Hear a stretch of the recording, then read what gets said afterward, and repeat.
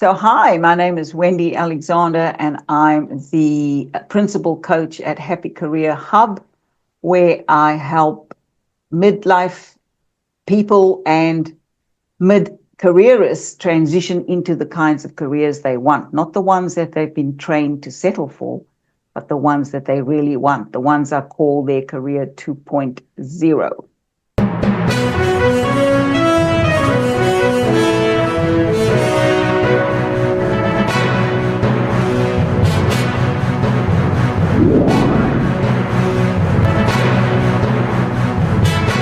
Welcome to yet another exciting episode of the Online Prosperity Show, your premium destination for exclusive insights into transformative journeys and professional growth. I'm your host, Prosper Taruvinga, and today we've got a guest whose story is as inspiring as it is empowering. Now, Wendy, how are you doing today?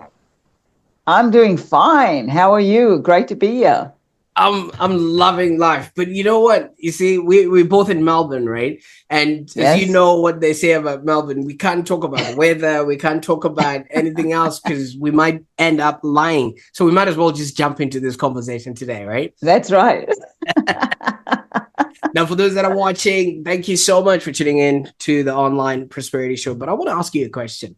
Just imagine starting your job, say, in a new country, only to be held up at gunpoint. And that's precisely what happened to Wendy Alexander, our guest today. So not only that, she also grew up during apartheid in South Africa and, had to rise through all of that and to be welcomed in a country at gunpoint. So she went past that, and now she's a successful career coach. And as you will notice in this story today, Wendy's path is filled with resilience, humor, and invaluable lessons that you would not find anywhere else. Okay, so she's now become the founder of Happy Career Hub, where her specialty is in guiding midlife professionals towards what she calls Career 2.0. And these are the roles that they truly desire, not the ones that they've just settled for just because it was convenient or there was a mortgage that was rearing its head behind the scenes there. So she's also become an author of Internal Uprising, which is a candid exploration to surviving menopause with wit and wisdom. So in today's episode, we're going to dive into Wendy's remarkable journey, her innovative coaching methods, and also how she empowers others to redefine their careers and lives. So I encourage you to grab your favorite beverage. It could be a kombucha, or I don't know, maybe Wendy would understand this, and I'm a ruler or a clip drift, and just settle in and then get ready to be inspired. Now, Wendy, I could go on and twist my face and tongue, trying to express things I'm not even qualified,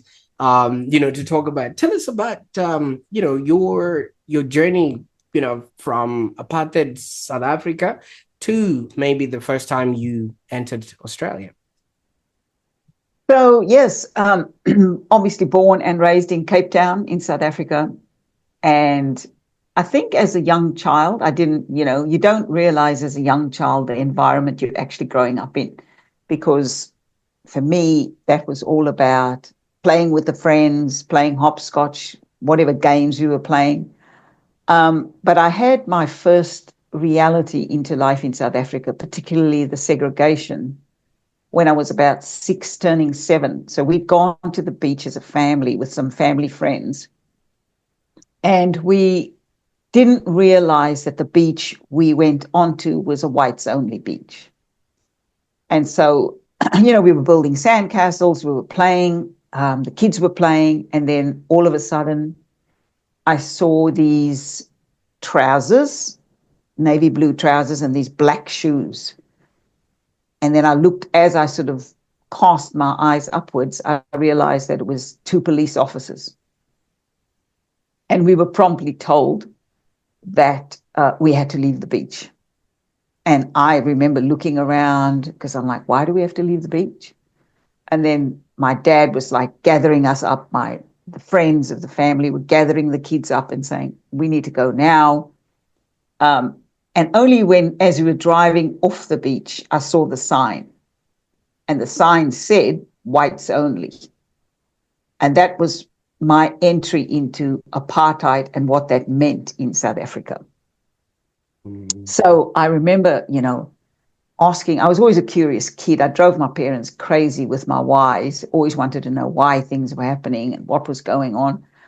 And I remember saying to my dad, trying to ask him about it as we were driving home. And he said to me, can you just be quiet for once in your life? Can you just be quiet? And I was like, oh. And my father was always someone who loved the fact that I was so curious. So he would always answer a lot of the questions I had in life. He didn't on the drive home, but when we got back home and we were, I suppose, in the safety of our home and behind closed doors, that's when he explained to us, his children, what country we were living in and what it meant being raised in a country that was segregated by skin color. So back in those days, it was you were segregated by black, colored, which is what I am because I have biracial mix. I have white grandparents and black grandparents, and then white. And so obviously, I remember being quite astounded when so I'm about 7 years old, and trying to figure it out. Like, what does that mean? And basically, he, in a nutshell, said to us, you are sitting in the middle of two cultures, our culture sitting in the middle of the black culture and the white culture, and we don't belong to either. Neither one wants us. You're also sitting in the space where there's limited opportunities. So less opportunities for black people, little bit more opportunities for colored people, all the opportunities for the white nation, the white people. And so Dad said, this is life, and you're going to have to work pretty hard if you want to succeed. So education was number one. He's like, you're going to have to get your education. You're going to have to work hard. He also said, we're not going to probably be able to afford to send you guys to university because university was very expensive back then. There wasn't a lot of universities for black or colored people. So if you went to a university, you were going to go to a largely white university, and that means you had to get a scholarship to go. So those limitations were told to me at a young age already. And we all five of us, I have 4 siblings, there's 5 of us, 5 kids, we all worked pretty hard, we got good grades. I did eventually win a scholarship to go to the University of Cape Town. And that is, I suppose, where I really encountered what I would call front-on racism, because when I was growing up, I grew up in my community. So it was the colored community. So I was surrounded by people that looked like me. We knew what was going on. We knew we couldn't go to certain cinemas, and we couldn't go to certain beaches, and we couldn't go to, certain restaurants and so on and so on. But you lived in your community, and so you're somewhat insulated. But then when I went to the University of Cape Town, that's where I really got to experience being ostracized, I would say. So I did French, and I was doing psychology and Spanish and a few other subjects. And I remember my very first French class, I was the only person of color in the class. So I remember sitting alone. Nobody wanted to sit near me. So that was the first bit of isolation. And then the second bit was I loved languages. I've always been really good with learning languages. So I really loved my French class. And, the teacher was French. She was actually from France. And so she would ask us questions and, you put your hand up and you answer and things like that. But I noticed the sniggers and the sneers every time I spoke up or answered a question. So it wasn't very long when I just shut up.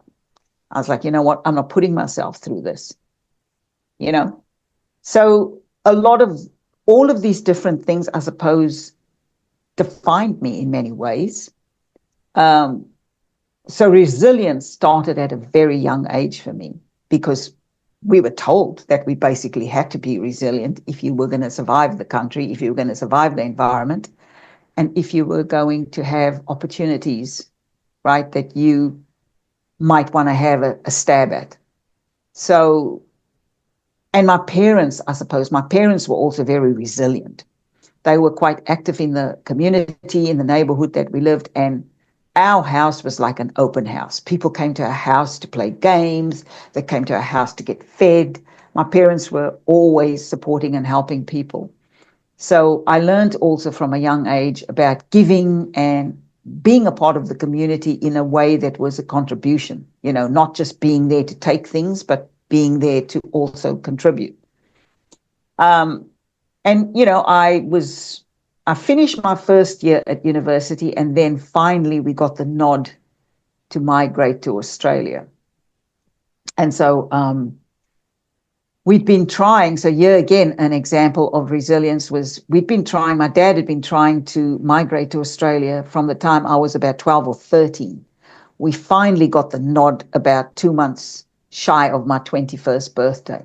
So he tried for 7 to 8 years to get us out of the country. And I think all of, that example of him and my mother and the resilience that they showed and the generosity of spirit, even in difficult times, shaped me in many ways, and I've always been someone that never wanted to become a victim of life, but rather be a victor, be victorious in life rather than a victim of life. And so that kind of was what drove me. But then, of course, we migrated to Australia, and I think I'd finished university. So I finished my last 2 years here, and I was about into my third year of uni. I'd graduated and landed my first role at a bank, Commonwealth Bank. And within months of that, being engaged in that job, I was held up at gunpoint. So that brought its own level of trauma, because it's interesting. I dealt with tear gas and all kinds of things when I was a political activist in South Africa, but I'd never had a gun pointed at me. And then I come to Australia, I suppose, thinking that I'm safe. I'm in a different country, and there's a bank robbery, a bank holdup. So there again, life took an interesting turn. There was a lot of things I had to work through from there, but I did work through it. I saw the value of counseling because the bank offered counseling to all. So I was the person that had the gun pointed at my head. There were 2 other tellers on each side of me. But all 3 of us were offered counseling by the bank after we went through that situation. And I did see the value of counseling. So I learned through my trials and tribulations, that being one of them, that getting help is important to help you process. So many people shy away from getting the support and the help that they need. But I saw value in that, and I did that. I've done it throughout my life. Whenever I've been through difficult times, I actually actively go and seek help from whoever the professionals are. And it could be a psychologist, it could be a coach, it could be a mentor. I've realized from a young age that you don't really grow and gain the kind of success you want without some help or some input or some support. So that's kind of that story in a nutshell. The environment, what shaped me, some of the lessons and things that I learned through those difficult experiences. What a journey. What a journey, so to speak. I mean, obviously starting off, as you said, at the age 6, and that vision of a boot, it might as well have been a boot on your neck, because if he, mentioned that you should leave where you were as a kid, you wouldn't understand that. Now, there's an issue of belonging here. And like you said, you were in a lane that was just in the middle. You couldn't be black, you couldn't be white, and you just had to stick to that sort of group. Now, what was it like if you would have gone on the other side with black people? So one of the things that I noticed was that, so I wasn't really exposed to Black people until probably when I was a little bit older. I went to work my first job at my father's place of work. Right. And my dad was an accountant for a big construction company. And the construction company had the white bosses. My dad was the accountant. And then they had the Black laborers. So the very first time I went onto the construction site, because Dad gave me a job filing. He's like, you're going to file, you're going to help me with the office administration, and we're going to pay you this much. So there I get my first exposure to my first job. I think I was about 14 years old at the time, or 14 and a half. But I remember, because of the way people spoke about each other, so it was interesting. We had this racism issue, not only with the white on Black, but within colored on Black, Black on colored, and so on. So it was literally doing a swirl through all the communities, right? And I guess that's the point to remember, is that when the leadership is not about unification, it's about division, it spills down into all kinds of communities, even the ones that look like you. So I remember in the colored communities, people, you would make these derogatory comments about Black people and say things like they were lazy and, this type of thing. And so when I went onto the job, I remember at lunchtime one time, I went to have some lunch and everyone was sitting outside. It was warm. And I remember being really scared. I was scared of Black people because I'd heard all these comments in my community, no one explaining to me what's what. But then one of the guys on the construction site, he was drinking buttermilk, and he said to me, they used to call my dad Baas, so Baas means boss, so Baas is an Afrikaans word. He said, Baas Nick. He said, oh, you Baas Nick's daughter? And I said, yes. And he said, would you like some buttermilk? And I remember being really nervous. I'm like, first of all, what is buttermilk? I was like, what is buttermilk? And then I was like, why is he trying to share his buttermilk with me? So I was quite reticent and a little bit suspicious. And then I was like, I don't like milk either. I was someone that used to have problems with milk. And so I was like, I don't like buttermilk. But I was like, how do I say that without seeming rude? And I just said to him, I don't really like milk much. And he said, well, buttermilk's not like milk. It's different. He said, it's like yogurt. It's like drinking yogurt. I thought, oh, I like yogurt. So then I tasted some and I loved it. And then he started asking me things about myself. And I realized that there was nothing to fear, that this was a really generous person. He was very much trying to share his lunch with me. I mean, I had my lunch. So then I said, would you like a bite of my sandwich? And that is, in fact, over food and over drink, how we bonded, and how I realized that some of what I'd heard within my own colored community was absolutely untrue. Because what I saw on that construction site was people who worked really hard, who had left their families, because many of them left from the townships to come into the cities to work the jobs, right? They were the cheap labor. And I started to really look at that and go, oh, something is really off about the messaging, And I think back then you don't understand messaging like we understand messaging now, but it just felt off to me because I was there sitting having lunch with, his name was Gageli. I'll never forget him. I never forget the smile, never forget the way he shared his food with me. And then he said to me, he said, Baas Nick, he's one of the best people. He said, he's so good to us. He speaks up on behalf of us. And that's where I started to see my father's influence in the community, how my dad would be advocating for better working conditions for the Black laborers and advocating for better wages, So I saw my dad making a difference and not being afraid to take on the white establishment and actually ask for what they needed. So there was a lot of lessons in that first job, observing my father. And my father was always, my dad's thing was, you try and do something concrete to improve lives.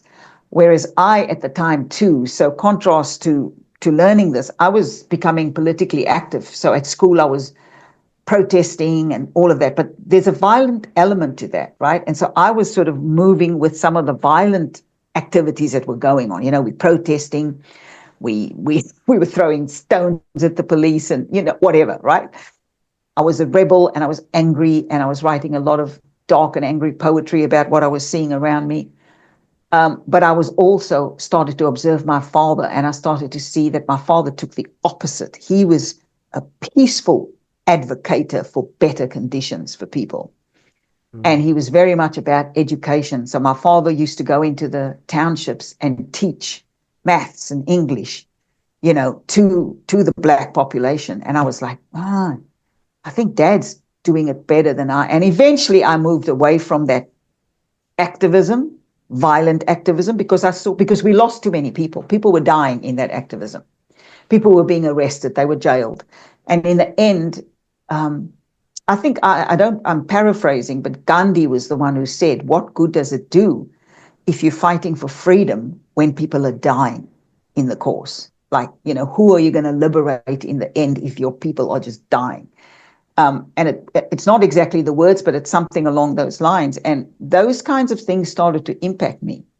And so I eventually moved myself to wanting to contribute with uplifting people and educating and teaching and helping. And all of that really came from my mum and dad. Both of them were like that, people who were always trying to help others. Yes, we lived in difficult times, but we didn't need to be defined by those difficult times, right? You could find ways to contribute to the community or to communities less fortunate than you. And that was instilled at a very young age.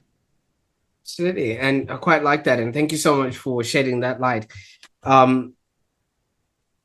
It really, really showcases how important it is to have role models, especially in your instance. Your dad has been very pivotal in the way that you now become, and also the way that, you approached life, because that, being a servant while also helping others be to and have a happier existence is something that not a lot of people get to experience. And also, you did mention your home was quite open, and Yes. it really, gave people that opportunity to feel at home and things of that nature. Would you say that was a practice of Ubuntu in the making, or is that a whole different concept in and of itself?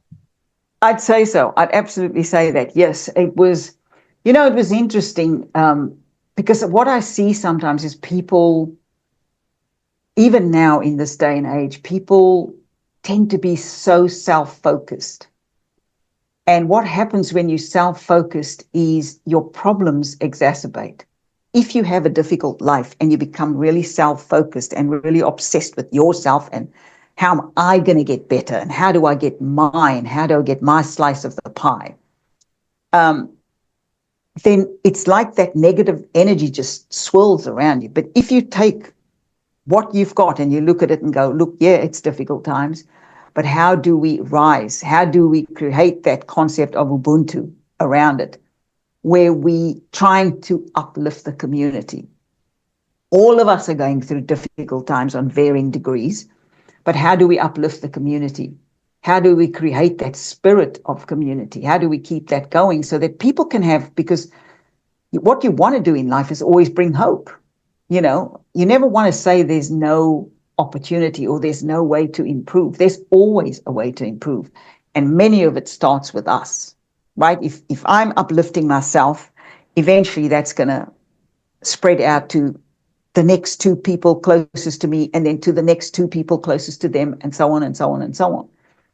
And so for me, watching my parents do that and create good times through community despite the difficult environment we were living in is really what got us through. And a lot of people say to me, do you regret living in South Africa? And I go, no, because some of my happiest, it was the best of times and it was the worst of times. The worst of times was the environment, the challenges, the segregation, some of the trauma that brought. But the best of times was the sense of community that also happened and the home life that I had, And so, no, I take the good with the bad. I take the good with the bad, and I believe both have taught me life lessons that I will carry with me, for the rest of my life. Absolutely. So I'm just thinking, on the drive home from the beach, 6-year-old, and your dad is saying, "Hey, would you at least be quiet for once?" You also mentioned you've got 4 other siblings in the family. Did they also take on this sort of attitude or composure, or was it just a Wendy thing that just happened? No, I'd say all of us have a sense of resilience. We all have, and especially when we moved to Australia, all of us, mum, dad, and the 5 kids had spent years wanting to leave the country because we wanted different opportunities and better opportunities. And yet when we came to Australia, all of us struggled to adapt, because there's something about what happens to the way you've been programmed in life. And I do remember one of my first encounters going into the city in Melbourne. Both my cousins had migrated with their parents 5 years earlier. So they'd been living in Australia for 5 years, and then we came 5 years later. And I remember saying to one of my cousins when we were going into the city, I said to her, so what carriage do I get into? This is on the train. And she says, "You're not in South Africa anymore. You can get on any carriage." Any carriage. And I realized in that moment that there was subliminal programming that had happened to us as well. Because we come to this new country, it's got its own issues with race and the indigenous people and all of that, right? We all know that. However, there was no laws in the country that said you couldn't go there, and these places had whites only signs, and the train carriages had blacks only, coloreds only, whites only, and so on. And yet that was the first thing I looked for on that very first trip to the city in Melbourne, was like, where's the colored carriage, right? And so there was that. Clearly there was that programming around that. But with regards to my siblings, all of us went through, we had to adapt to life in Australia. We had to shed a lot of what we'd been programmed with, what we'd grown up with. And it probably took 18 months to 2 years. So I would say the first 18 months to 2 years were not happy years for us. There were, at one point or another, all 5 of us said to our parents, we want to go back to South Africa. Ooh. So isn't that strange? Stockholm syndrome, kind of, right? But once something is familiar, I mean, obviously for them, it must have been like a really big shock to the system, considering they'd tried for 7 to 8 years, just so that they could provide this for their kids.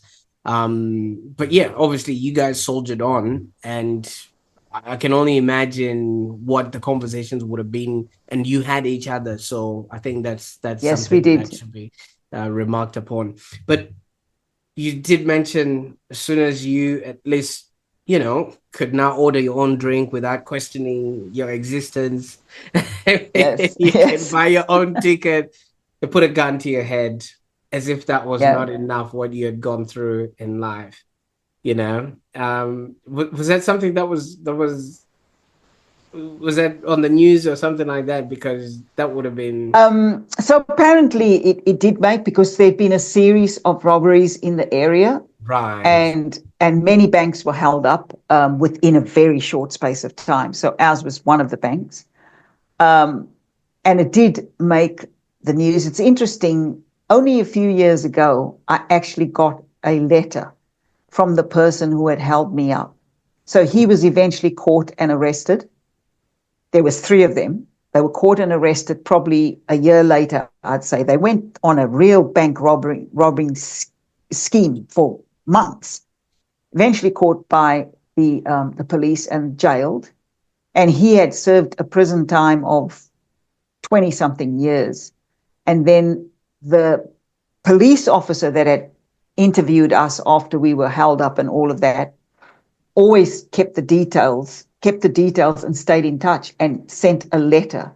And this was about 4 years ago, I would say 4 or 5 years ago. I got a letter from that man who had held me up, apologizing for the trauma that he had caused telling me about his time in prison and what he had grown through. And he went on to study and to improve his life. He served, I think, 22 years or something. So it eventually came full circle. And I remember like being quite shocked because I never expected that. I never expected to ever hear from that person again. I never expected to have the cop get in touch with me and saying, oh, this is the letter that he wrote to you. And so that was coming full circle. But when I went through it at the time, it was a difficult time.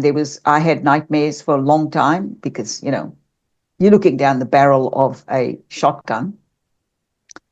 And it comes to you in your dreams. So for a long time, but one of the ways, as I said, that I processed it was I went for help. Like I have always recognized when I needed to go to the experts to help me through difficult times. And so I did take the bank up on their counseling, and I continued with that counseling for probably almost 2 years, you know, to let go of the trauma, the fear, all of that type of thing.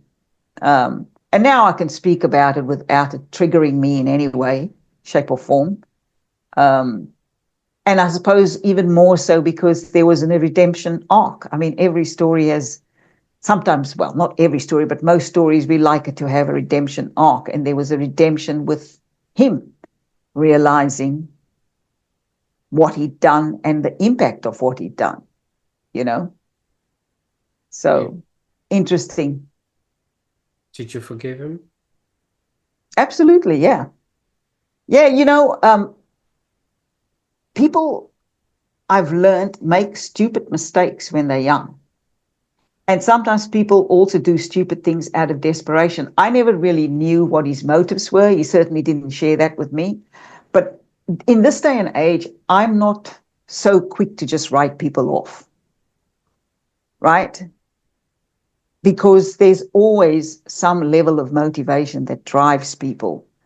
And I prefer not to be the judge and jury of someone else. You know, that's for higher powers, not for me. So yes, I did forgive him.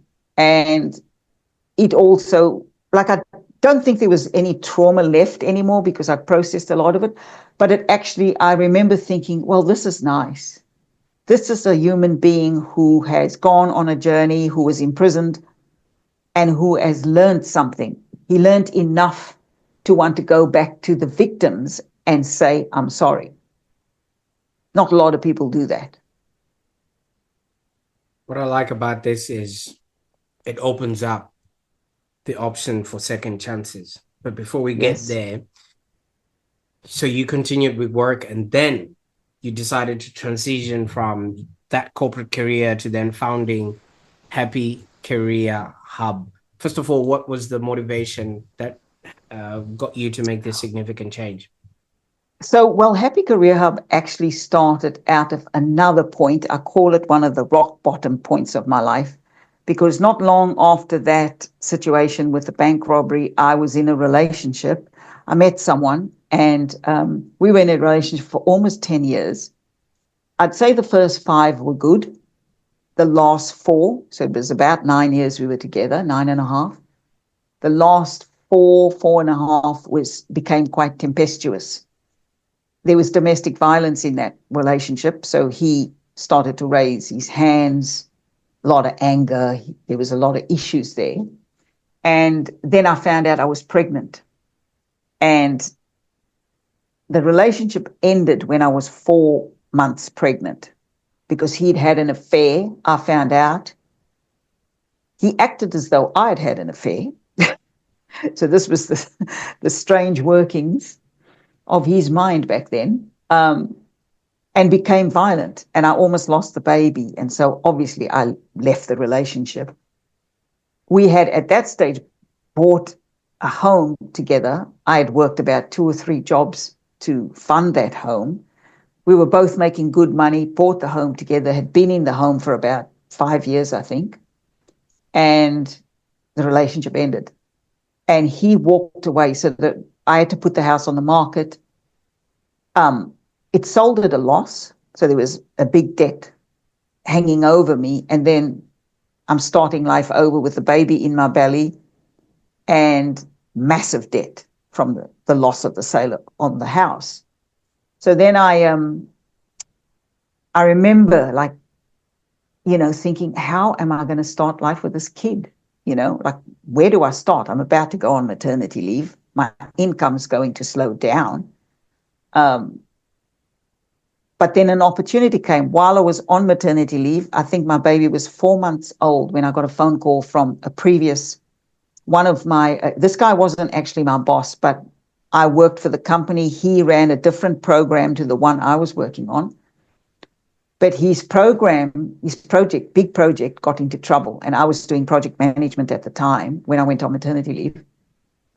And my boss said to him, she's the girl that will help you get this project back on track. So he rang me. I hadn't worked for him before, but he rang me and he said, listen, I've been told that you can potentially help me get this project back on track, that you know how to put things together, you know how to get the teams motivated and so on. So the baby was 4 months old. He called me and I said, look, I'm not ready to come back off maternity leave. My baby's only 4 months old. I was living with my parents at the time.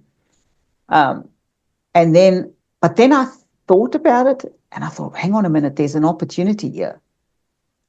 So I said to him, okay, let me come in and have a conversation with you. So I went in and had a meeting with him and I said, I'll come back early if you let me work mostly from home. I come into the office on Mondays and I'll do my meetings on a Monday with all the teams that I need to work, the vendors, the partners, the delivery team, the testing team. I'll do my meetings with them on Mondays, but then I want to work from home. I said, I'm not prepared to put my daughter, she's 4 months old, into childcare. Not ready for that. So here's a tip for people. Sometimes you've got to ask for what you want. And so if I hadn't asked, he would not have known what I needed. He would not have known what I needed to be a balanced and happy mother. Because I said that to him. I said, it is important for me to be present for my daughter. She only has one parent. Her father's long gone, right? So I said, so I need to know that I can. So, and he set it up. Now everybody works from home because we all know we can. But back then it wasn't. That was 26, 27 years ago. But then as I was working and getting back into the workforce, one of the things I realized was that this debt was just hanging over my head. Every spare bit of money I had, I was putting towards the debt, but it still wasn't enough. And I was like, I'm going to take years to pay this debt back. So then I started to question and go, well, how do I make more money? How do I make more money was the motivation. So I'm at the rock bottom we're living in this we moved away from our parents then into the very dingy 1-bedroom flat. And I'm like, this is all I can afford. I've got to pay this debt back. But then I was like, how do I make more money? And then I did my maths. I did my little budget thing. And I was like, I need $20,000 more a year.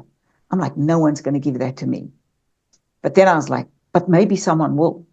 But I don't know how to start. And so what I did was I was like, who are the people that I need to speak to that makes those kind of decisions?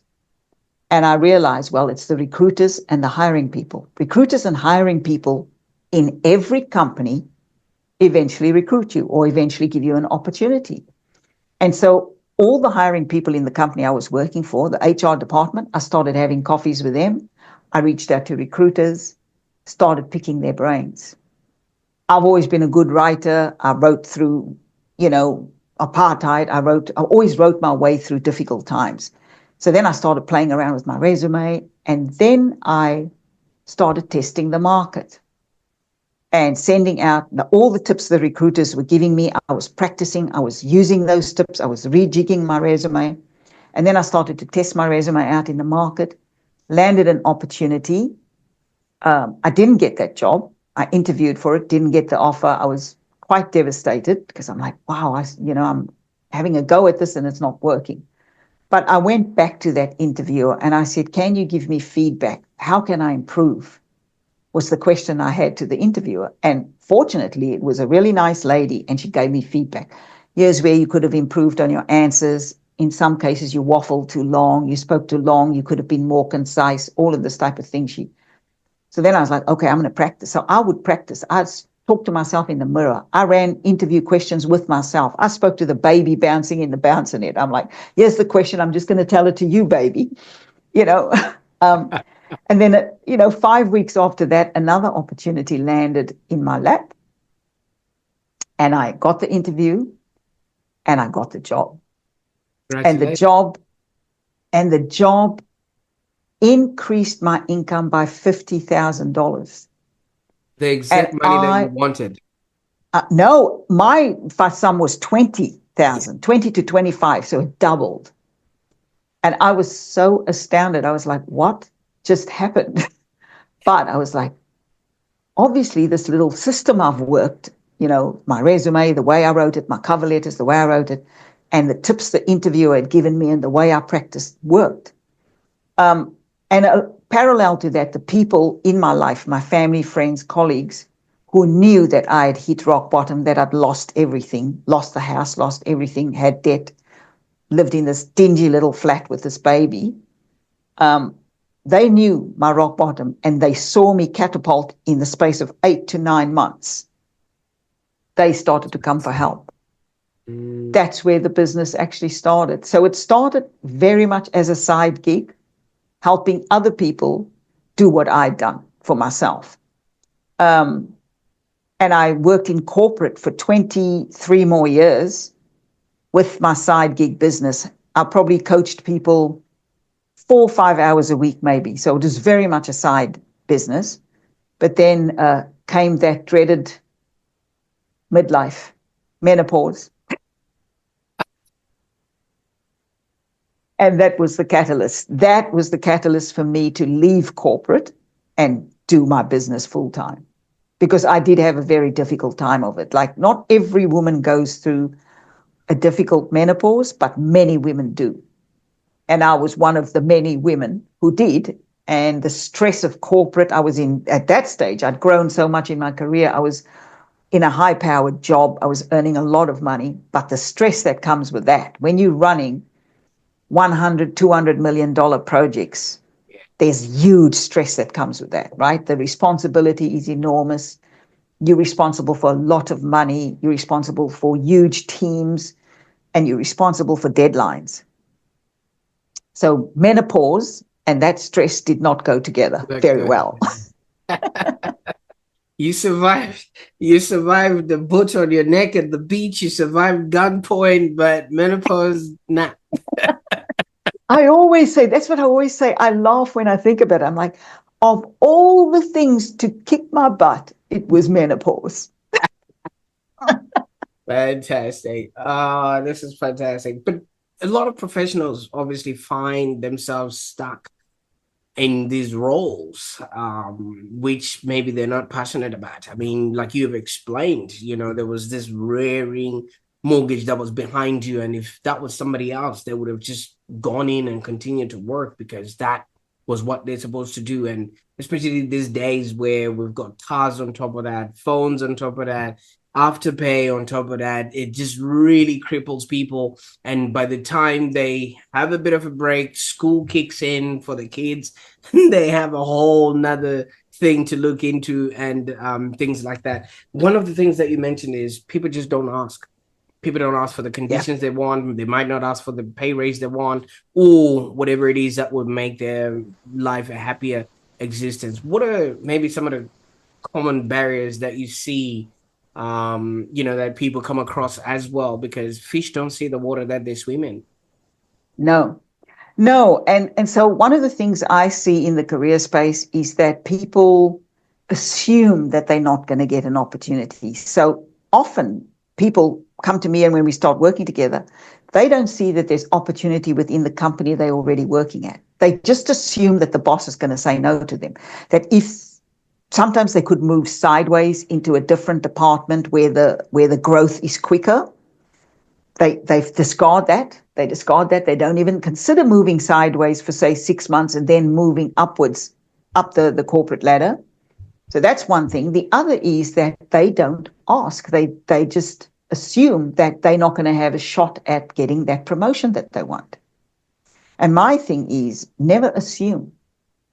Always ask. But asking is also a two-way street. If you're going to ask for anything, like, for example, when I asked for that conditions because I wanted to be at home with my daughter, I did say to the boss, let's trial it for 3 months. Let's see if it works for both of us. So when you're negotiating, this is what negotiation is all about. You always need to offer something, right? Because nobody's just going to give you something without you having to meet them halfway or something. And when I asked for that, I made a very conscious decision that I was going to deliver more than my best. Because I was like, I want these conditions to continue. That means I need to deliver to the project. I need to exceed the expectations so that he can see that I'm capable and that I can work from home without it impacting anything on the project. So I set out to do that in those 3 months. And by the time the 3 months finished, he was ready to give me whatever I wanted, right? Because I had kept my end of the bargain. And so negotiation is a two-way street. It is about asking for what you want, but also offering something really valuable in return. And that's how you end up getting some of the things that you want. I think a lot of people, some of the ones that do have the courage or boldness to ask for what they want, often ask with only the element of taking. They never want to give, right? If you're going to be someone that's going to influence decisions with your boss in the future, you need to be willing to give as well. It has to be a give and take. And so for my advice to a lot of people is when you ask for something, prove to them that you deserve that. What they've given you, that you will take ownership of it, you will treasure it, and you will demonstrate to them that you deserve it. Because the moment you do that, you can literally ask them for anything after that because you create that trust between you and that person, right? It becomes about trust. They realize, well, we've given these conditions to Mary, Sue, John, whatever, but they've also given something back to us. They're meeting the timelines. They're giving us excellent work. And then it becomes a lot easier to negotiate. The first negotiation is often the hardest one, but often the one that if you get right, sets you up for very, very easy negotiation after that. That's what I've seen over and over and over in the career space, both for myself when I was climbing the corporate ladder, but also for the people that I've worked with. Life is a give and take. It is not just about taking, but the most important message is be bold to ask for what you want. And sometimes what you want can be negotiated as well. Like you could go, okay, I really would love an extra $10,000. But right now, maybe the company, especially if it's a startup company or something, they may not be able to afford that, or they may not have that to do right away. But there's other terms you can negotiate. You can go, well, can I get an extra week's leave every year so I can spend extra time with my family? Or can I get the company to pay for my training or my certification in something? There's so many different ways to negotiate. Always be flexible. I see a lot of people not being flexible, wanting what they want, and then they sour the relationship between them and the decision makers. Don't always work out a way to not sour your relationship, right?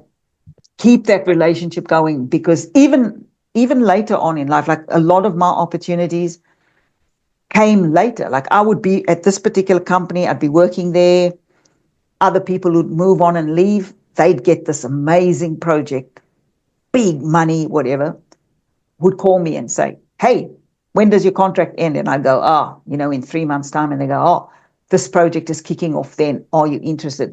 After a while, because of the way I worked and the trust that I built with managers, opportunities kept coming to me. I didn't have to chase them anymore. People who just call me up and say, I'm working on this project. Are you interested? When does your contract end? And if I said, only in 6 months, they go, are you interested in this? And sometimes I'd choose to finish my contract early and say to my boss, there's an opportunity for growth. This is the other thing. When you build good relations, your bosses, usually good bosses, will always want to see you grow. So they won't hold you back. They won't hold you back because they never know when you cross the bridge again together, and you help each other again on a different project. So there's a lot of strategy involved, but there's also a lot of goodwill, and integrity is very, very important. So now, Wendy, obviously, if we really look at, your upbringing and your first experience in Australia, where you were looking for that colored carriage, you know what I mean? There's a sense of awareness of certain things. What about that person who's just brought up and they open a tap and the water comes in, switch a light and the electricity comes in, no load shedding, and maybe the hardest thing they've ever had to experience in their life is the 284 days that we were in lockdown. And that's very true for a lot of people. You know what Yes. I mean? Sometimes some people might not have an understanding of that, and it leads to, for lack of a better word, maybe entitlement. Maybe you can share a story or a success story from somebody that you've probably worked with where this has actually worked, because maybe some people are not as good poets as you are. And would it actually work on actual human beings? Well, yeah, look, I think entitlement, yes, there's a lot of that in the world today. We all see it, right? We see it. What I've seen is that life eventually will teach that person a lesson, because none of us go through life unscathed. We don't. Some of us go through more trauma and more challenges than other people, but eventually it can be as simple as a very privileged person having great schools to go to when they're in primary school and high school.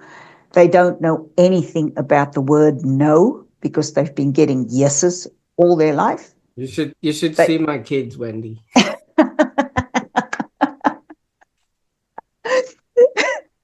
Well, this is the thing, my daughter as well, because we've shielded them in many ways, right? We've shielded them from some of what we've gone through. They get their first no, or the internet goes down, heaven forbid, and suddenly it's a drama. It's a drama and a half. And I think that's where we come in. We sharing stories of our journeys and what we've lived through and survived. I think that becomes very important for our entitled, for want of a better word, children, or the people around us.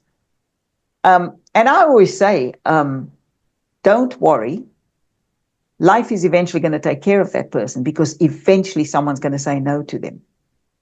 So I've had to coach young ones, because I was helping a lot. When I was a senior project manager, there was a lot of junior administrators reporting to me, and they would come onto the project and they would come with their theoretical ideas of how to deliver a very difficult project.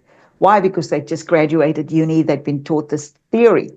Reality is very different, of course.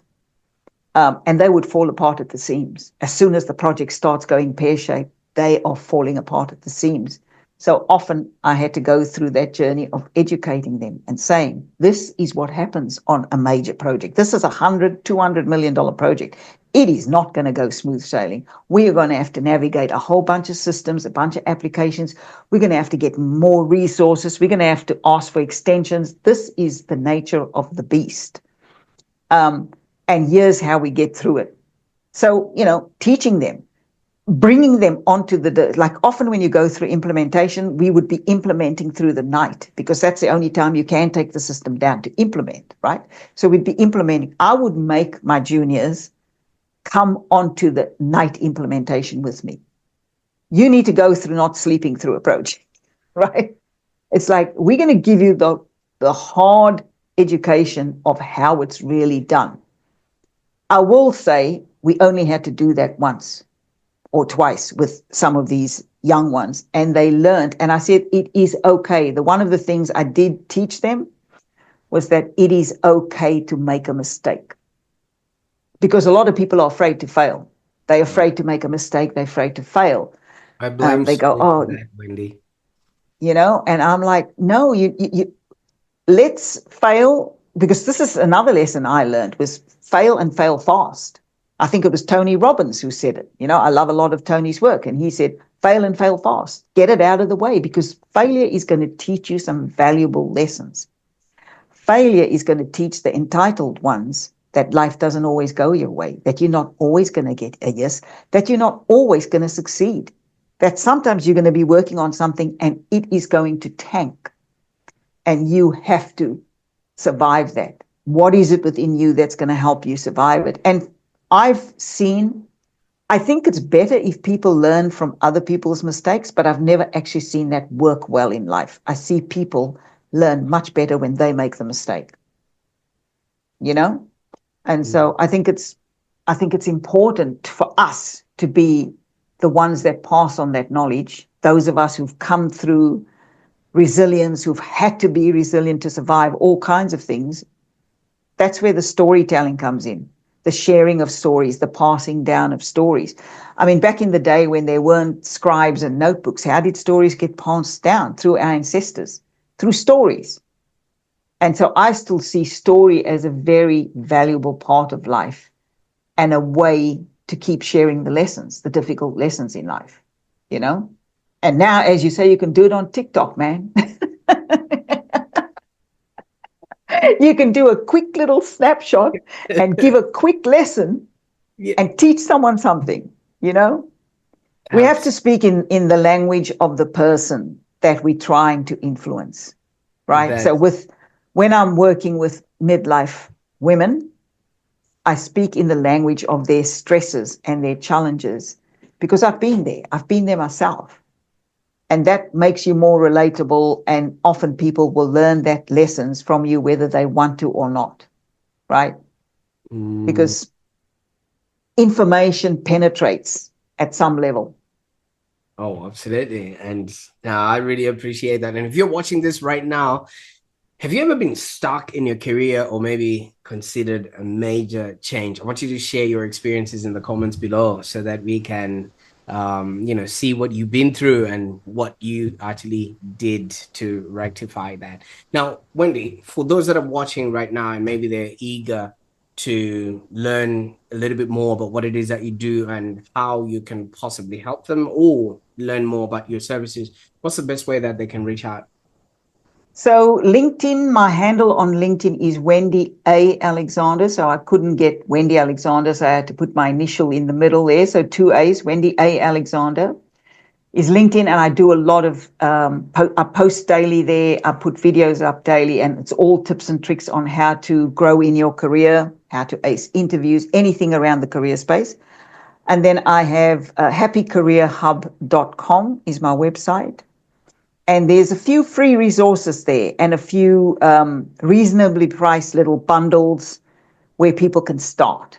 You know, like I have, for example, one of the resources I have is called Mining Your Story, and it's all about helping people identify the skills, the talents, the achievements, the experience that they can use to frame up their resumes. But you start with that foundation piece. And when you do that foundation piece, it sets you up for success in writing your resume, in shaping your interview stories, and all of that. So that's on happycareerhub.com. Absolutely. I'll definitely make sure that all those links are in the show notes below. And hopefully people would be able to start creating career 2.0, because so many people are stuck and they feel like this is it. They can't do anything with what they now have.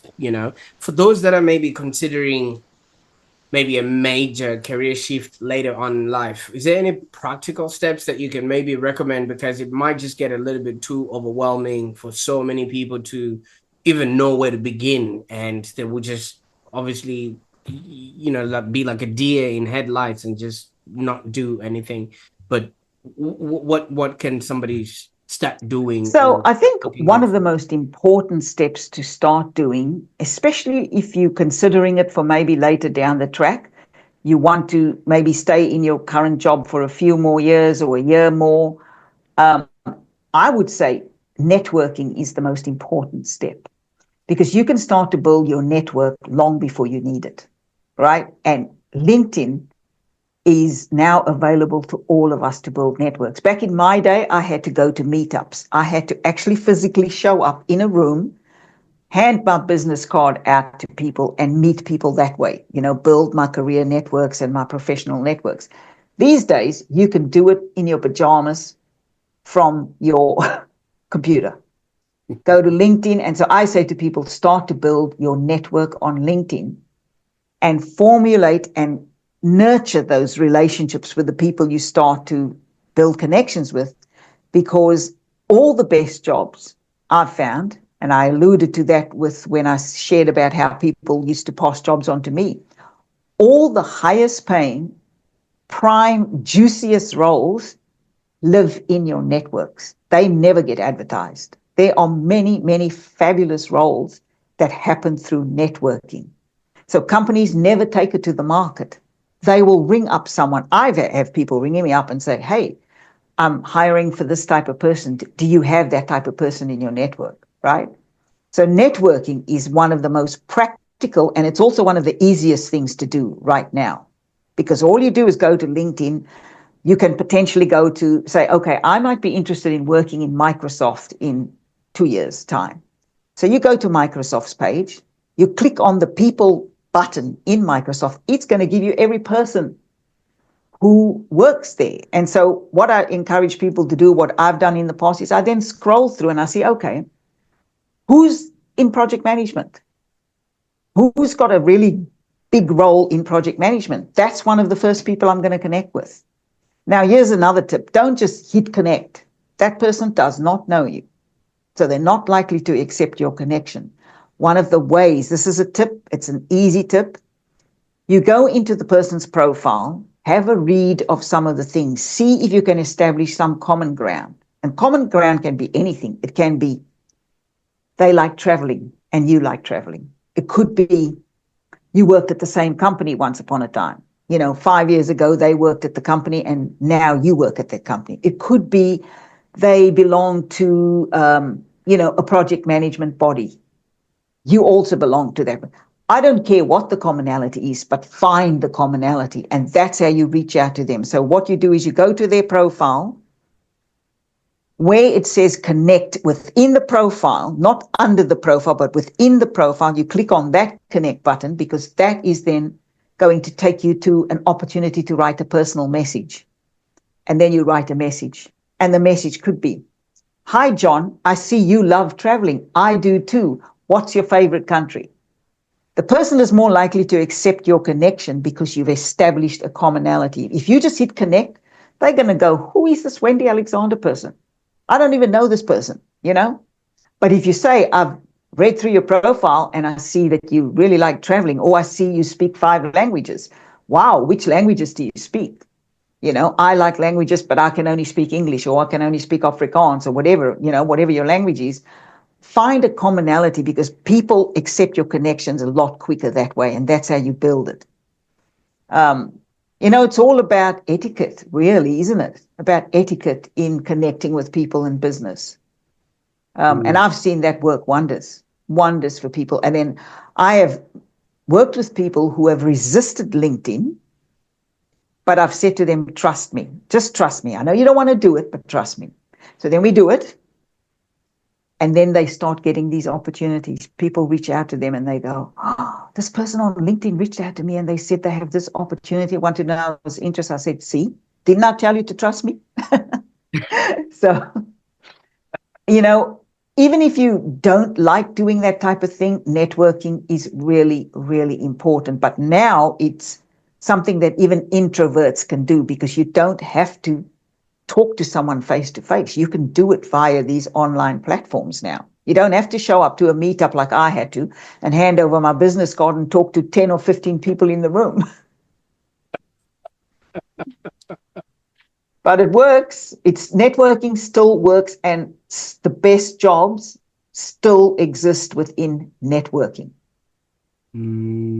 Absolutely. I mean, so many people, I think you would understand this. If you want to go far, you go alone. But if you want to go further, you go together. And these days, with the tools that we now have, if you just really show up and, like you said, in the best way, and you're offering something like you are mentioning, if you offer some piece of information that connects you with that person, obviously they're going to reciprocate that with a connection, or later on in life, some sort of opportunity, as you have said. Now, Wendy, you could have warned me that this was going to go on, and we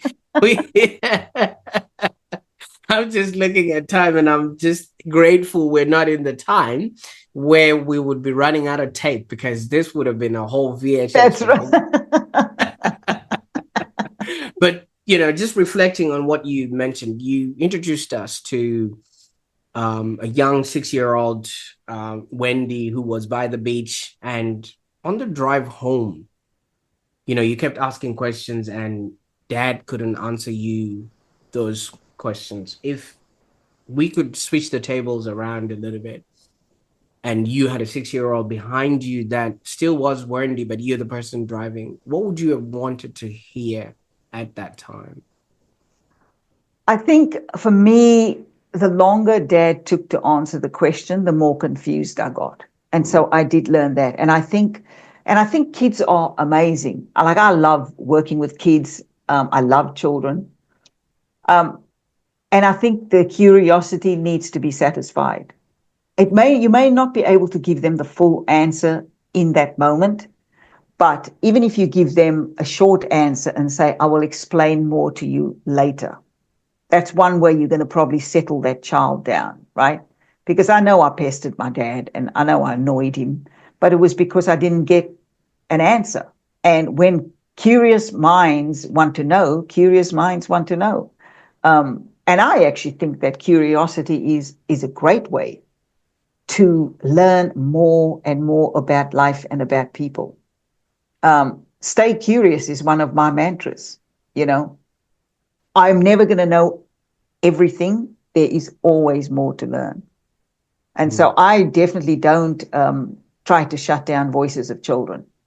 If they're disrespectful, that's a different thing, right? You need to. I've trained children, my daughter as well. You speak with respect at all times. So you don't demand things. You ask and someone will explain. And if they say they were going to explain to you later, they'll give you a short answer, then you accept that, you trust that. Because, yeah, sometimes I see young kids just totally disrespectful, and for me, that has never washed with me. I wasn't raised that way. You'd cop a smack real quick if you spoke back to your parents with any kind of disrespect. So I'm old school in that way. I will always make time for children, always try to answer their questions, but within the boundaries of respect. Absolutely. Now, Wendy, I can't thank you enough for the time. I think I've already said that, and you've just piqued my interest and our curiosity here. Now that we've jumped on board the Wendy train, what's next? What can we expect? So for me, I'm actually doing a lot of podcasts now. So I've done many in the last, I'd say, year. And so my work is getting out more globally, although I have had a reasonable global presence within the Asia Pacific region, but now it's sort of going out to the UK and the US. I think for me, what I'd like to do next is maybe get more on the speaker circuit. So maybe, and especially in the space of corporate for the midlife woman. So I'm really interested in advocating for support for midlife women, because we seem to sort of get some of that support through our childbearing years. We get maternity leave, all of this type of thing. But when a woman hits that certain age, there's not enough support.